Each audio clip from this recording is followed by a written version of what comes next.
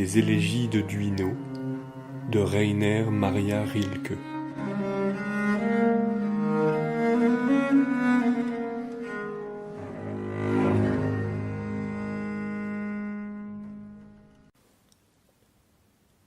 La première élégie.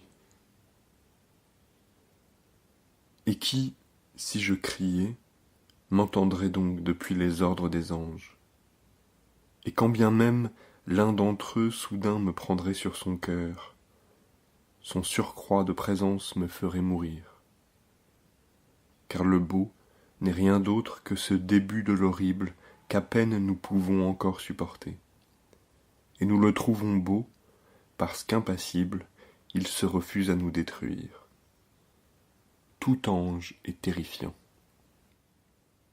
Et donc je me retiens et ravale l'appel d'obscurs sanglots. Ah, de qui pouvons-nous donc avoir besoin? Ni d'anges, ni d'humains. Et les bêtes ingénieuses voient déjà bien que nous ne sommes pas si confiants que cela sous nos toits dans l'univers expliqué. Peut-être qu'il nous reste quelque arbre sur la pente où nous pourrions chaque jour le revoir. Il nous reste la route d'hier et la fidélité mal élevée d'une habitude qui s'est bien plu chez nous et n'est pas repartie. Oh, la nuit. Et la nuit, quand le vent emblavé d'univers nous dévore le front. Chez qui partirait-elle, qui est tant désirée, la tendre décevante qui est promise à grand-peine au cœur sans compagnie? Est-elle à ceux qui s'aiment plus facile? Ceux-là ne font hélas que se cacher à l'un l'autre leur sort. L'ignores-tu encore? Jette, ajoute de tes bras le vide aux espaces que nous respirons. Et les oiseaux peut-être sentiront d'un vol plus intérieur l'air agrandi.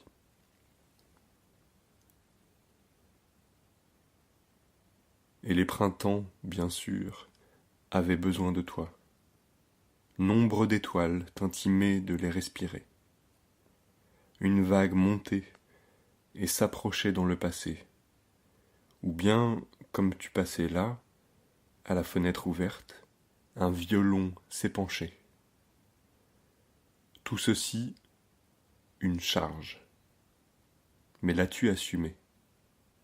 N'étais-tu pas encore et toujours distrait par une attente, comme si tout cela t'avait annoncé une bien-aimée? Ou veux-tu la mettre en lieu sûr, dès lors qu'en ta demeure les grandes pensées inconnues entrent et sortent, et bien souvent passent la nuit?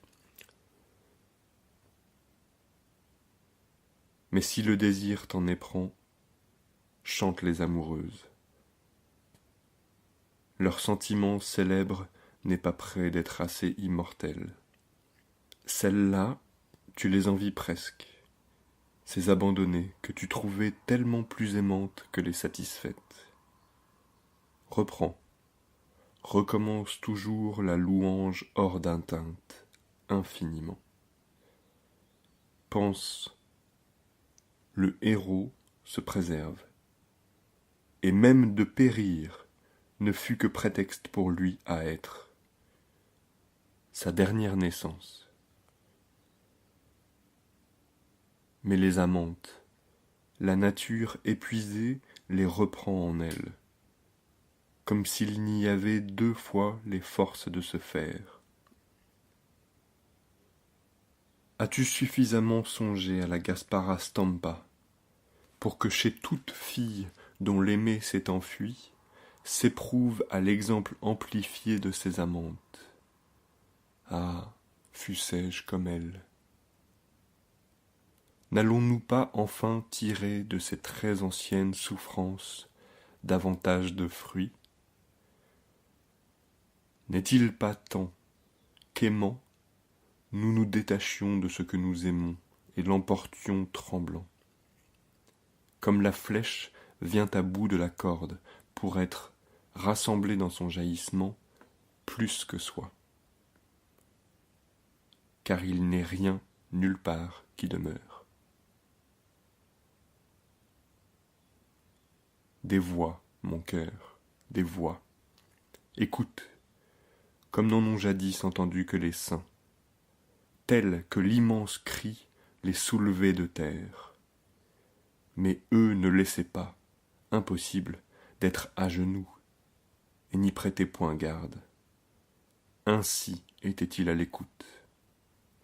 Non que tu supportasses, loin s'en faut, la voix de Dieu, mais entends ce qui vante, la nouvelle incessante qui se fait de silence.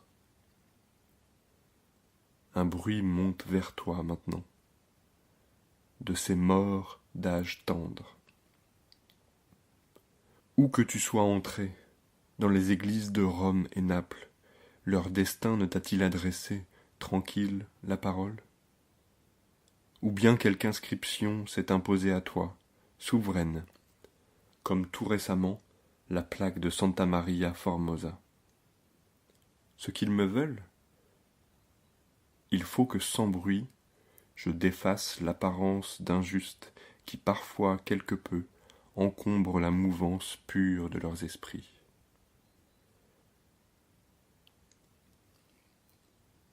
Il est, à dire vrai, étrange de ne plus habiter la terre, de ne plus pratiquer les coutumes juste apprises, et de ne plus donner aux roses, non plus qu'à d'autres choses prometteuses, la signification d'un avenir humain.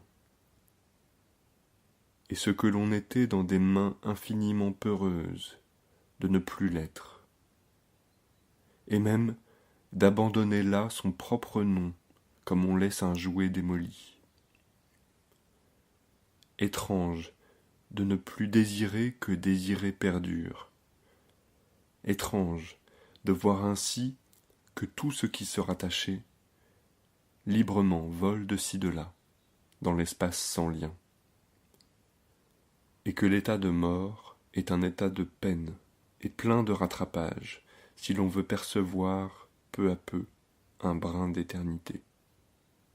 Mais ceux qui sont vivants font l'erreur, tous, d'établir trop fortement les différences. Les anges ne sauraient souvent, dit-on, s'ils vont parmi des morts ou parmi des vivants. Le flux éternel emporte par ces deux royaumes tous les âges, et dans chacun des deux couvre leur voie de la sienne. Ils n'ont finalement, les taux partis, plus besoin de notre aide.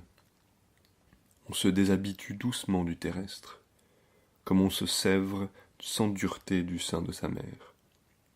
Mais nous qui avons besoin de mystères si grands, nous chez qui si souvent l'affliction du deuil engendre le progrès bienheureux, pourrions-nous être sans eux?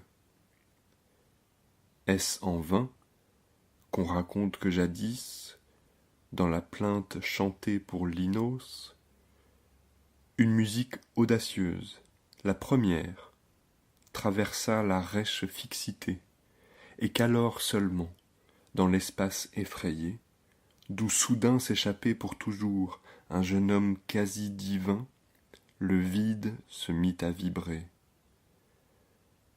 De cette vibration qui maintenant nous emporte, nous console, nous aide.